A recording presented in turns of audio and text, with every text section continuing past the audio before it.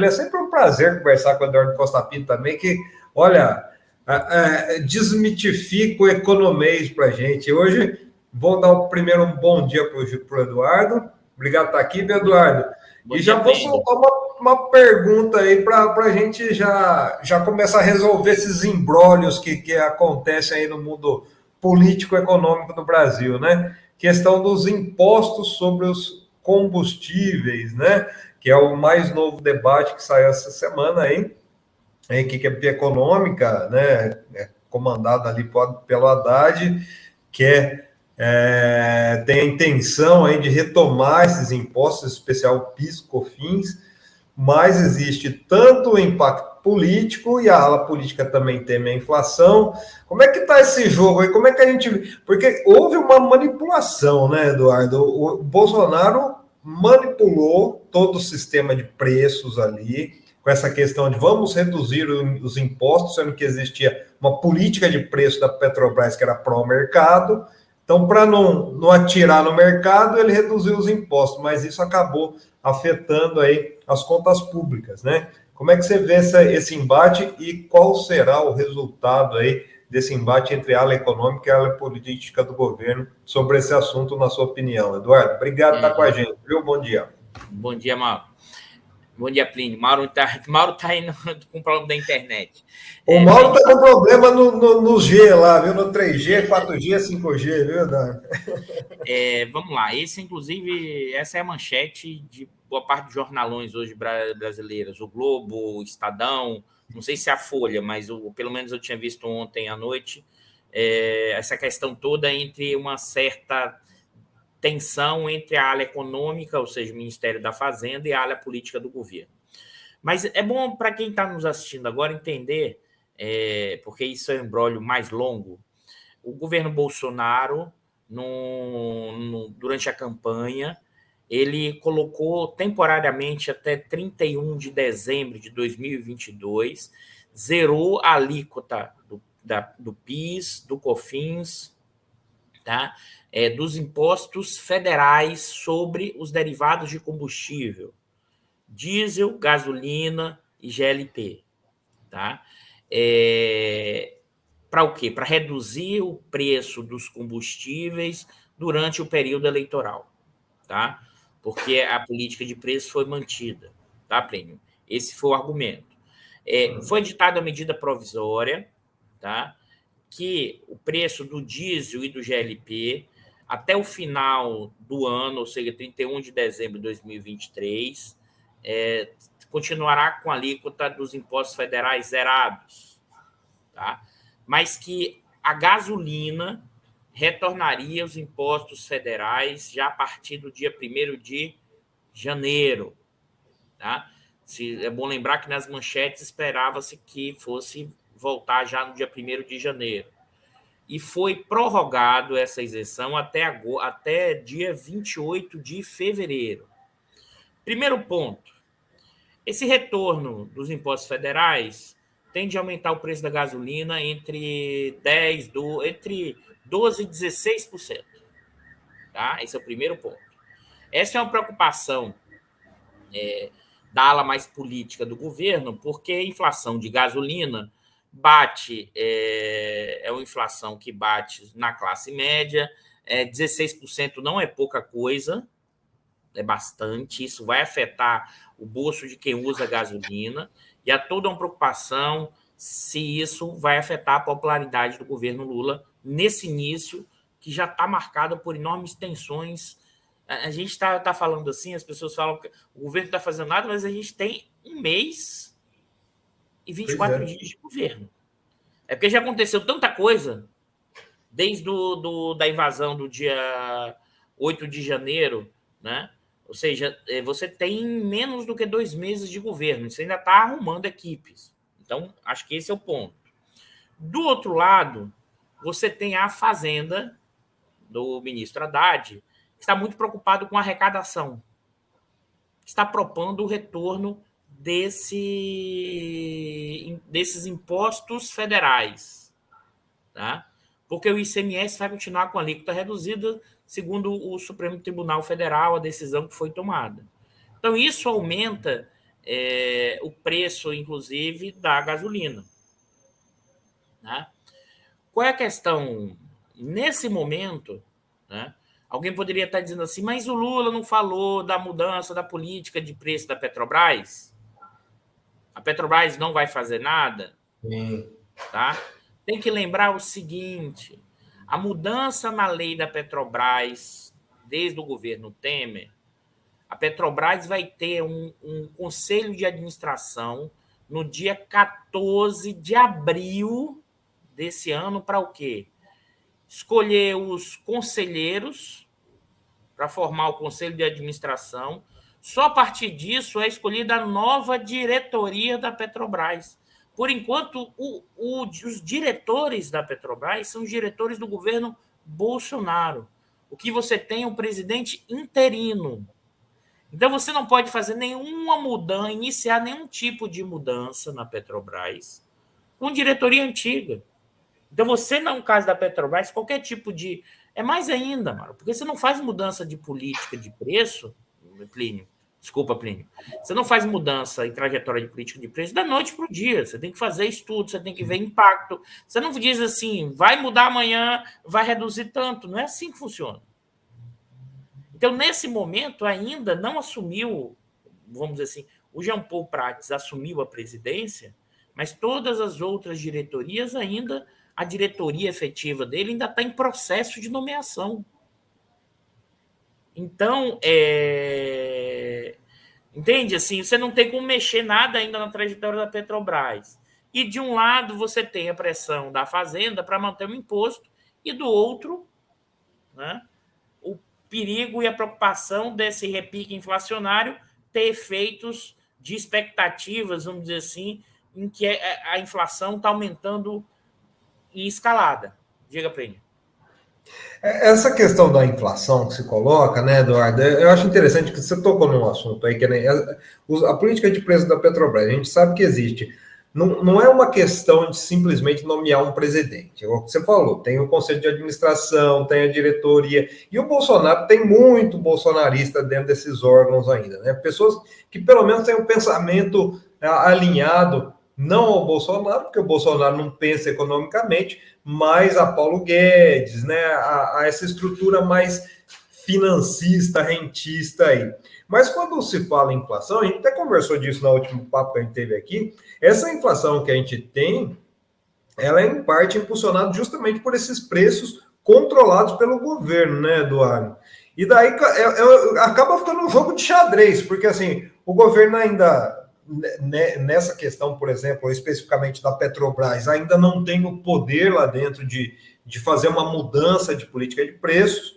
Por outro lado, existe essa pressão inflacionária que vem justamente de preços controlados pelo governo, como é o caso dos combustíveis, né? Sem contar a questão de alimentos também, que está havendo toda uma articulação. E você lembrou bem, faz 1 mês e 24 dias. E daí tem uma decisão dessa a ser tomada agora em março, sobre impostos. Né? Teve uma arrecadação grande. Ainda em fevereiro, viu, Plínio? 28. Aí, né? Na terça-feira. Ainda em fevereiro, na verdade, segunda-feira, né? Isso. Segunda-feira que tem que ser tomada essa decisão. Então, assim, esse contexto, a gente estava falando há pouco aí dos desafios que o Lula cada vez mais se coloca como um grande gladiador, né, de grandes temas, está articulando essa questão da guerra da Ucrânia, mas tem esse desafio muito grande interno, porque, além de tudo, né, Eduardo, existe a expectativa de que se não mostra... Eu vejo muito os grupos bolsonaristas, eles falam, cadê minha picanha? Cadê minha cerveja do fim de semana? Então, a gente sabe que a economia é onde as pessoas mais sentem a política, né? Então, é um xadrez, né, que o Lula tá sendo colocado para o Lula jogar aí nessa questão, né? É um xadrez, mas diga, você vai fechar? Você quer comentar mais alguma coisa? Não. Não, é isso, eu queria que você comentasse justamente isso, porque assim, é mais um campo super minado, né? Porque não é o governo que toma a decisão ainda, porque ainda existem muitos atores do governo passado influenciando, por exemplo, nessa política de preço da inflação que determina, em grande parte, a inflação. Se sobe um preço de um diesel, sobe o preço de tudo, né? Pega toda a cadeia, né? Agora, só lembrando que o diesel teve queda de 7%, acho que no início de janeiro. Isso. Nesse momento, seria um aumento só da gasolina, porque o diesel e o GLP, a medida provisória contempla até dia 31 de dezembro desse ano essa isenção dos impostos, alíquota zero dos impostos federais. Mas, mesmo assim, isso tem um efeito importante. E aí você falou uma coisa, Plínio, na verdade, acho que é mais do que jogo de xadrez, no caso da política econômica interna. É campo minado permanente, é guerra de trincheira, porque, na verdade, você tem aí de um lado, e o Lula tem isso muito claro, ele sabe da necessidade de botar, ele usa esse termo, a roda gigante da economia voltar a girar. E o que é que significa isso? Né? O governo tem que criar instrumentos de política econômica induzindo para a geração de emprego e renda e que você não tenha inflação alta. Esse é o mecanismo de que vai permitir a cerveja e a picanha no final de semana. É emprego, renda e inflação não tão alta. Né? Só que você apontou o seguinte, um dos elementos impulsionadores da inflação no ano passado, tá? Que não foi só brasileira, a inflação internacional, tem a ver com energia, preço da energia, preço dos derivados e preço dos alimentos. Tá? Isso, em parte, lá atrás, provocada pela própria pandemia, por causa da quebra das cadeias globais de produção, por causa do efeito China. Então, como a China fez a contenção, você gerou esse efeito. E depois, com a guerra da Ucrânia, o aumento dos preços dos derivados, petróleo, derivados, fertilizantes, que afetou também o preço dos alimentos. Então, no caso brasileiro, isso também aconteceu, e, é claro, a Petrobras, como é a principal produtora de derivados, dada a sua política de preços, tem um efeito direto na inflação. Então, esse é um primeiro ponto que, em certa medida, você tem que equalizar. Mas, como eu falei, você tem... Alguém estava até dizendo, mas... Alguém comentou aqui, né, no chat, mas vai pegar mal enquanto mexer na política de preço. Esse que é o ponto que a ala política está se questionando. Então, será que você edita nova medida provisória prorrogando de 60 dias e mais 60, até você equalizar esse problema para fazer uma proposição nesse sentido de como pensar a questão do preço dos derivados? Uma possibilidade. Né? Uma outra possibilidade é, você vai votar integralmente o PIS e o COFINS? Talvez você não vote integralmente para não refletir nos preços. Vamos pensar alguma graduação nesse primeiro período? Sabe, Plínio? Vamos dar, pensando isso tudo em medida provisória. Vai se editar uma medida provisória tentando outra fonte de arrecadação que não bata direto nos efeitos de preço do mercado interno? Há algumas possibilidades, mas são possibilidades muito mais... o que eu posso dizer? Para ganhar um tempo no sentido de como pensar depois a política dos combustíveis no Brasil. Lembrando que o Brasil se tornou autossuficiente e exportador de petróleo cru. Tá? Só para você ter ideia, Plínio, o Brasil produziu em 2022 3,063 milhões de barris por dia. Tá? Isso Petrobras e petroleiras. A produção média do ano passado. Observa, Plínio. 3,06 milhões de barris por dia. Dessa produção, né, 45% foi exportado. 3,37 foi exportado. Ou seja, da produção brasileira, 45% já é exportado de petróleo. Sendo que a Petrobras exportou, né, 513 mil barris por dia, ou seja, cerca de 37% de toda a exportação. Hoje as grandes petroleiras já exportam. Então, isso é um tema que já está rodando, mas quem sabe, por exemplo, é a hora de se pensar numa política de cobrar tributos sobre exportação de petróleo cru. Uma forma de arrecadação, em vez de onerar o consumo interno. Há uma gama de possibilidades, Plínio. Eu não vamos dizer assim, não sei o que será feito, mas você pode adiar, tá? Só que aí isso tensiona com a questão da arrecadação. Também nos jornais hoje, nos jornais hoje, aqui no Globo, pelo menos, está dizendo que a questão principal da preocupação da Fazenda é a questão da regra fiscal e arrecadar. Eu já falei isso aqui com o Mauro, eu estou muito preocupado com essa preocupação muito grande de constituir apenas um ambiente de expectativa positiva da Fazenda no momento que a taxa de juros está 13,75. Eu vou voltar aqui, Mauro, porque quais são os motores da economia? Vou tentar aqui ser didático e simples para explicar isso aqui, né? Que é o seguinte: Y, demanda agregada, né?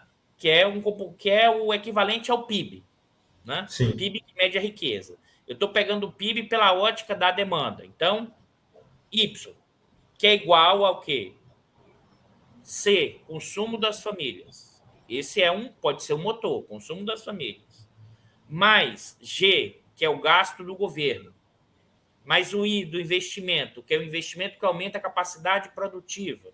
Mais exportações, menos importações. Então, vamos lá. Consumo das famílias. Tá? O nível de desalento é alto, apesar da taxa de desemprego ter caído, Plínio, você tem subutilização de quase 20 milhões de pessoas. Precarização alta. Famílias endividadas. A renda não está crescendo. Ou crescendo muito pouco ou está baixa. Então, não vai ser o motor da economia nesse momento o consumo das famílias. Gasto do governo. Se você estabelece uma regra fiscal, pode ser um empecilho para o aumento do gasto do governo e o investimento público. Sobre o investimento privado. Mas se o investimento privado vai ativar como se não tem expectativa de aumento do consumo das famílias, com juros, e que é importante, a 13,75. Porque o investimento privado funciona como? O empresário olha assim, olha, eu tenho uma fábrica que produz 100 unidades e ela agora está produzindo 80. Tá? Se tem uma expectativa de que aumente de 80 para 100, o que o empresário faz? Opa, aumentou minha demanda hoje, eu espero continuar a vender mais, o que é que eu vou fazer? Construir a nova fábrica. Só que para construir a nova fábrica, ele vai olhar o quê? Qual é a rentabilidade do negócio dessa nova fábrica e qual é o custo de oportunidade? No economês, o que é o custo de oportunidade, Plínio? Se eu peguei esse dinheiro, eu posso, para construir a fábrica, eu posso colocar o quê? Comprar títulos do governo ou realizar uma aplicação financeira. Isso é o custo de oportunidade do dinheiro. Se está 13,75, isso é o menor risco. Taxa Selic a 3,75 é o menor custo de oportunidade, é o risco zero. Você tem. Ô, Eduardo, e tem uma questão aí que dá toda essa questão que se fala em relação à inflação faz com que o Banco Central, que é controlado pelo Campos Neto, que tem uma visão ortodoxa, ignore esses pedidos para reduzir a taxa de juros. Estou certo ou estou errado? Porque se existe uma pressão inflacionária, ele vai querer manter lá em cima. Ou não? E ele vai manter lá em cima. Na verdade, Plínio, sem sendo muito direto, o Campos Neto fez muita barbeiragem. Ele desceu a taxa de juros muito forte, exageradamente, e agora ele aumentou a taxa de juros exageradamente. Tá? Ele desceu muito e o diferencial com a taxa de juros norte-americana ficou muito baixo. E o que aconteceu? O câmbio desvalorizou demais. Isso é um elemento na época do Bolsonaro, né? É bom a gente frisar. Isso na época do Bolsonaro. Só que ele começou a subir quando ele viu que a inflação estava... Você já tinha um componente externo e mais a gestão da política monetária, aí ele deu um choque enorme de juros e jogou para 13,75. Tem barbeiragem na execução da... Eu não estou nem entrando aqui na discussão ideológica das posições de mercado. Eu estou dizendo que tem, tecnicamente, barbeiragem. Né? Tanto na forma como ele reduziu, como na forma como ele subiu. Agora, dado 13,75, eu queria voltar nisso, Plínio. Sim. O investimento, o capitalista, ele vai fazer o quê? Olha, se eu espero vender mais, com a minha taxa de retorno, meu custo de oportunidade. Com 13,75, Mauro, isso inviabiliza muitos projetos de investimento. Porque o empresário vai falar, peraí, vou deixar meu dinheiro, né, no fundo de investimento, atrelado, né, a títulos da dívida. Então, o motor não vai vir do investimento privado, né? Aí você vai dizer, mas peraí, Eduardo, de onde vai vir o crescimento econômico? De um ambiente de negócio mágico? Esse ambiente de negócio a gente escuta desde 2016 no governo Temer, que é a fada da confiança, né? A fada nunca aparece, porque não tem como, numa situação como essa, você tem que, é o velho keynesianismo clássico, você tem que botar o Estado para ativar a economia, para ser o motor, sobretudo pelo investimento público. Quando você faz esse motor, os outros componentes vão sendo puxados, e depois, inclusive, você pode até reduzir o investimento público, porque aí a roda da economia, a roda gigante, já quase gira sozinha. Mas se não tiver um empurrão, não é a fada da confiança, não é ambiente de negócio.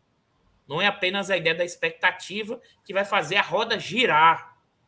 Porque esse que é o ponto. Então, eu acho que a questão da discussão fiscal e da questão da fazenda, eu entendo essa preocupação, mas entenda só até a primeira página, sabe, Plínio? Porque acho que não conseguirá desativar a economia. Alguém vai dizer assim, Eduardo, mas isso foi feito lá em 2003. Sabe, Plínio? Lá em 2003 tem um ajuste, mas lá em 2003 tinha um cenário econômico sui generis. O efeito China, que era o efeito, o aumento dos preços das commodities disparou gigantescamente. Isso gerou um efeito interno impressionante. A gente foi superavitário em transações correntes em 2006. Isso poucas vezes aconteceu na história brasileira. Tinha uma especificidade lá atrás. Hoje você tem um outro cenário. Isso, se você não botar a economia para ativar, gerar emprego e renda, a pressão política será enorme. Basta ver o que já foi o dia 8 de janeiro. Aquilo ali não está debelado, estrito senso, não está resolvido. Isso será... Eu tenho falado aqui com vocês, Plínio, e também com o Mauro, e também em outros locais onde eu vou, o governo Lula será um governo permanente de disputa. E o Lula sabe disso, ele precisa entregar, antes de qualquer coisa, emprego e renda. Só que o Lula não está preocupado aqui, teoria econômica A, teoria econômica B, teoria econômica C. Inclusive, se ele se preocupar muito com o que o economista pensa das teorias econômicas, ele não faz mais nada, né? O que ele pragmaticamente é o seguinte, Haddad, isso aí que você está fazendo vai me entregar emprego e renda? Se não, ele muda. Não estou dizendo que vai mudar o Haddad. Estou dizendo que o Lula vai dizer, vai me entregar, eu quero emprego e renda, né? Então, acho que esse é o contexto dessa discussão. E aí, como você bem falou, Plínio, com essa gestão da política monetária, os componentes da inflação não são de demanda, mas se aumenta a taxa de juros para afetar a demanda, então fica o cachorro mordendo o próprio rabo. Se você não adotar políticas específicas para fazer determinadas contenções inflacionárias, e aí pelo lado da oferta, você terá um problema. Então, assim, é mais do que o jogo de xadrez, Plínio. É um campo minado permanente. Eu nem coloquei a burguesia ainda fazendo pressão nessa história. Eu estou dizendo só no campo da resolução da política econômica. Eu nem botei aqui o poder e a economia política nesse processo. Mas que está presente. Aqui o Joaquim se ouvindo, viu, Eduardo? Falando, nós assalariados com a perda do poder de compra reduzido, quem ganha são os bancos com juros altos. O reflexo é esse, né? E é interessante quando você fala isso, a gente vê que o Lula não conseguiu alavancar ainda, né, Eduardo, um grande programa de investimento no Brasil. Tudo que ele está lançando tem muito mais relação com o aquecimento da microeconomia, né, através de programas para as classes mais de baixa renda, como Minha Casa Minha Vida, que está tendo um impulso, mas, assim, existe uma certa dificuldade realmente de fazer programas de investimento, assim, investimentos industriais no país, a própria retomada do setor naval, né, que foi um setor que foi destruído junto com esse processo que eles queriam a todo custo privatizar a Petrobras, né? Então existe, é um campo minado realmente. Agora a gente tem o Mauro tá voltando aí, ó. Acho que chegou o sol aqui e melhorou minha internet. A questão era energia solar, Eduardo, tá vendo? Estava vendo mais uma aula do Eduardo Costa Pinto aqui, realmente impressionante. As pessoas ficam muito admiradas, sabe, Edu, com essa capacidade que você tem de descomplicar as questões econômicas e nos introduzir a esses temas aí. Bem interessante mesmo, bem interessante. Não, é fundamental tirar o economês, porque acho que o economês, ou isso vale também para outras profissões, a linguagem é um pouco da nossa formação bacharelesca, que é utilizado como instrumento de poder e que só um grupo muito seleto pode ter acesso a determinados conhecimentos. Então, essa é uma das minhas preocupações, é realmente tentar simplificar, sair do economês. Mas diga, Mauro, eu vou te responder, agora, tá, Plínio? Responde, Plínio. Depois eu tenho uma questão para ti. Vai lá. Eu queria chamar a atenção, Plínio, que você falou, porque tem que lembrar que esse governo ele começa com um orçamento do governo anterior.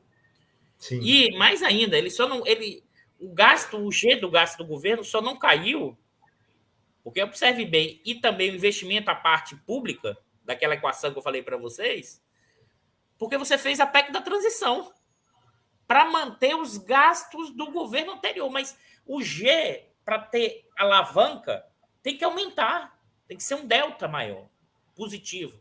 Na verdade, basicamente, o que esse orçamento fez da PEC da transição foi manter os gastos sociais que estavam no governo Bolsonaro, que foram feitos durante, né, a farra eleitoral. A farra eleitoral. Então, a PEC da transição apenas garantiu os gastos sociais que já estavam estipulados, que eram R$600 do Bolsa Família, agora o retorno do Bolsa Família, mas não instrumento de alavanca. Plínio, esse ponto que você trouxe, a Petrobras me parece que vai ter um papel fundamental, né? Mas, para isso, como eu falei, ela tem que começar a ter os quadros do governo Lula lá. E só o Conselho de Administração só se reúne no dia 14 de abril para nomear os conselheiros, para depois indicar os diretores. E depois os diretores indicam suas equipes. Claro que a Petrobras já tem equipes, mas eu estou dizendo para adotar uma trajetória que alinhada com um novo governo, né? E alguém falou do rentismo, não é só o banco, não, tem que ter cuidado aqui, tá? Com taxa de juros alta, tem que lembrar que não é uma parte grande, mas a classe média alta brasileira, estão bem próximo dos ricos, que tem aplicações financeiras, ganham bastante com isso. Eles se alinham com essa lógica. Não é apenas o mega bilionário, o ultra rico, e os bancos, os proprietários. Mas você tem, só para você ter ideia, em ativo financeiro, ou seja, riqueza financeira, aproximadamente 7 trilhões de reais.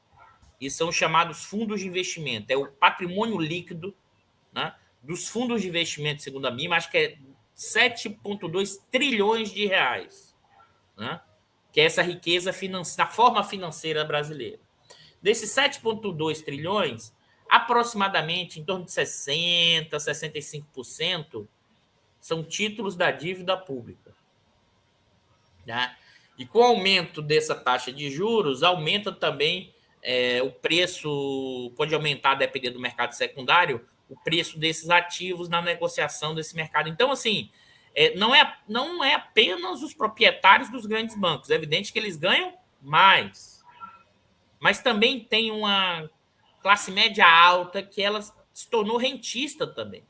Que ela vive de renda e que apoia a manutenção dessas mudanças. Então, tem um bloco no poder do capitalismo, uma fração capitalista, vou ligar agora a linguagem da economia política, uma fração do bloco no poder do capitalismo brasileiro, os proprietários dos grandes bancos, mas tem também, né, uma parte das camadas sociais médias de alta renda que se adequa a esse processo e que defende a taxa de juros alta porque tem títulos da dívida pública e que compram na internet títulos da dívida pública a taxa Selic. Muito bem. Ô, Mauro, eu volto lá para a redação. Agora acho que segurou aí, né? Segurou. O Joaquim Silvino diz aqui, Eduardo, só no saque aniversário do Fundo de Garantia. Entrando aqui na conversa. Eduardo, um abração. Obrigado mais uma vez, viu? Foi um prazer. Obrigado. Até segunda de novo. Vamos ver se agora é até segunda mesmo. Vamos já deixar um abraço para o Edgar Piscina e para o Rodolfo, que daqui a pouquinho está aqui. Para encerrar, Edu, eu tenho uma questão que é a seguinte. O Lula, aí começo da semana que vem sai o novo Bolsa Família, que vai ser um Bolsa Família turbinado. Né? Inclusive o valor parece que por filho vai ser até mais do que os R$150 que tinha sido prometido. Ele relançou Minha Casa Minha Vida e relançou a faixa 1, que é a faixa dos mais pobres, que tinha sido extinta pelo Bolsonaro. O governo tem anunciado alguns pacotes de obras no país, estradas e tudo. Minha pergunta para ti é o seguinte: em que sentido essas ações têm um efetivo efeito macroeconômico de alavancar a economia? Isso alavanca a economia, assim ou não? E se alavanca, quanto tempo a economia como um todo demora para sentir os efeitos? Mauro, eu acho que isso retoma, porque aí a gente tem que olhar o componente do investimento público. Tá? O investimento público nos últimos 6 anos praticamente foi decrescendo a parte destinada do orçamento e execução dos gastos do governo, do investimento público, do componente de investimento público.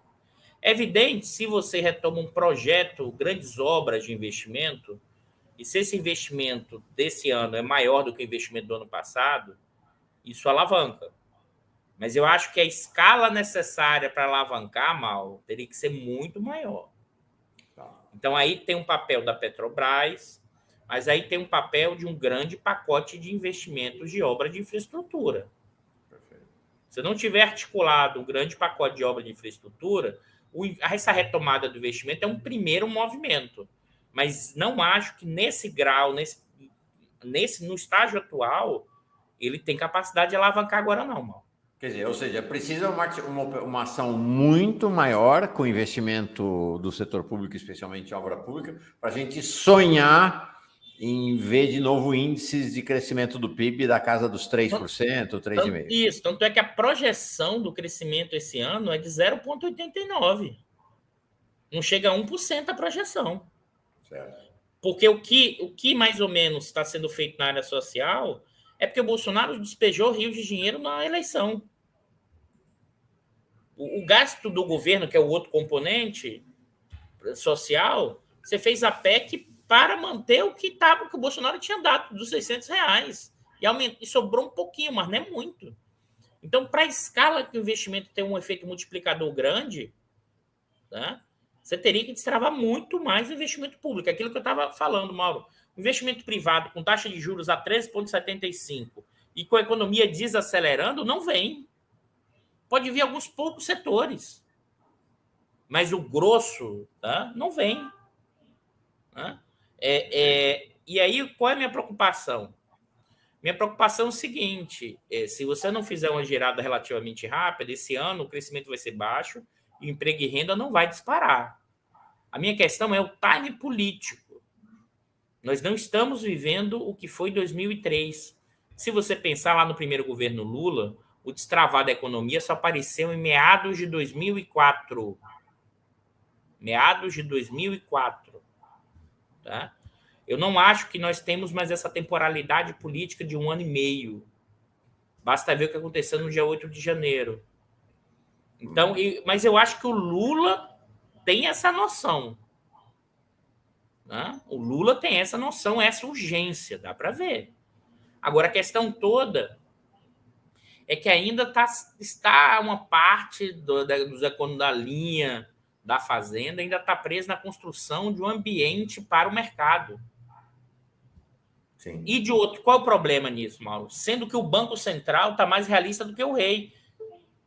Se você tem, de um lado, a política monetária 13,75 e a política fiscal, que aí junta planejamento e fazenda, operando para construir um ambiente, não vai ter, assim, é meio físico, de que sentido? Não vai ter motor de crescimento, porque o crescimento não vem apenas para um ambiente de negócio.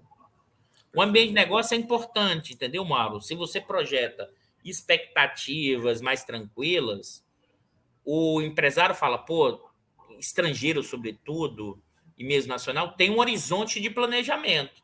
Mas se eu olho o meu horizonte de planejamento e vejo que o juros está alto, que é o custo de oportunidade do dinheiro, se eu vejo que não há grande mudança na demanda dos produtos que eu vou vender, eu não vou aumentar investimento porque o ambiente melhorou, em estrito senso.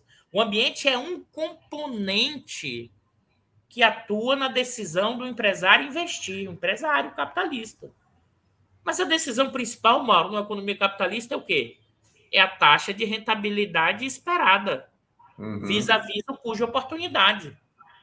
É igual a história de inflação real, né? Eu pego taxa de juros real. A taxa de juros no Brasil está 13,75. Qual é a taxa de juros real? 8%, a maior do mundo. O capitalista, olha, meu negócio rende 20% de lucro, mas os juros, cuja oportunidade está 14%. Né? Então, o lucro, descontando cuja oportunidade, dá 6%. Então, ele vai olhar o quê? E tem um risco do negócio que é muito maior se abrir o negócio do que botar o dinheiro em títulos da dívida. Então, assim, o ambiente de negócio é importante, mas ele não é o principal elemento para puxar a economia. Ou seja, os investimentos sociais são importantes. São centrais. A redução da taxa de juros é central.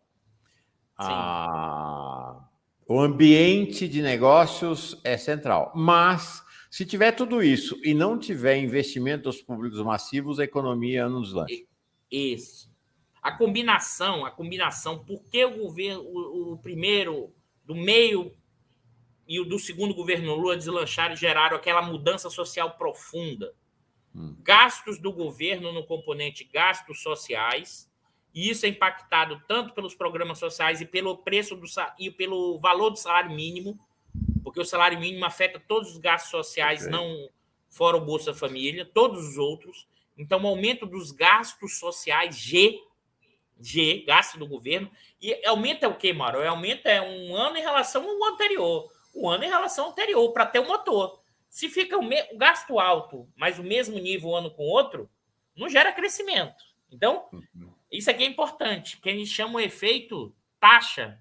Ou seja, o gasto é alto, ok. Mas se de um ano para o outro ficou alto, mas igual, não gera crescimento, porque é o mesmo valor gasto de um ano em relação ao outro. Né? A mesma coisa, é preciso um programa grande de investimento em infraestrutura do governo federal. A minha preocupação toda é, se você faz uma regra fiscal que restringe isso, como é que isso vai destravar? Não virá pelo investimento privado nesse momento, Mauro. Pelo contrário, Mauro, o que está acontecendo? Com a quebra das Americanas e com a taxa de juros alta, os bancos estão fazendo o quê? Deixando de emprestar. A gente chama no jargão o quê? Diminuindo a liquidez. Eles estão indo para onde? Para a tesouraria. O que é isso? Em vez de emprestar para as grandes empresas, eles estão comprando mais títulos do governo, porque está rendendo muito. Com juros desse alto, o banco emprestando menos, a gente pode ter um problema de, inclusive, esse ano, um trimestre com recessão. 2 trimestres seguidos. Assim, e não dá para usar a cabeça de economista sem usar a economia política nesse momento, porque o Brasil é outro.